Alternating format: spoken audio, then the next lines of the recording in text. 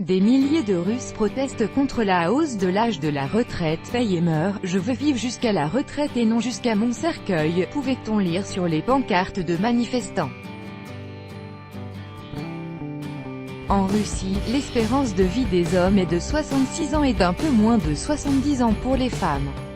Mladen Antonov, AFP. En Russie, le gouvernement souhaite réformer les retraites et pousser les Russes à travailler plus longtemps. Déjà impopulaire, cette annonce a fait baisser la cote de popularité du président Vladimir Poutine.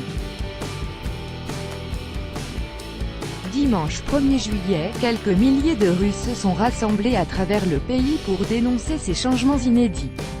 Avec notre envoyé spécial à Yaroslavl, Paul Gogo, le Premier ministre Dmitry Medvedev a présenté sa réforme des retraites le 14 juin dernier, quelques minutes avant le premier match de la Coupe du Monde. Cette réforme, qui doit entrer en vigueur l'année prochaine, prévoit de retarder l'âge de départ à la retraite de 60 à 65 ans pour les hommes et de 55 à 63 ans pour les femmes.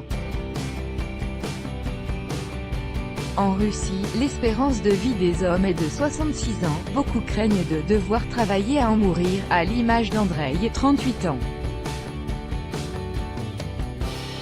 Dimanche, ce monteur-ajusteur a répondu à l'appel de l'opposant Alexei Navalny à manifester contre cette réforme. C'est clair que d'ici 20 à 25 ans, ça sera très difficile pour moi d'accomplir mon travail. Le fait qu'il ait augmenté l'âge de départ à la retraite à 65 ans pour les employés des services publics, les ouvriers, les chauffeurs, ça va être très difficile de survivre jusqu'à cet âge-là. C'est la première fois depuis Staline qu'un président s'attaque à ce sujet sensible.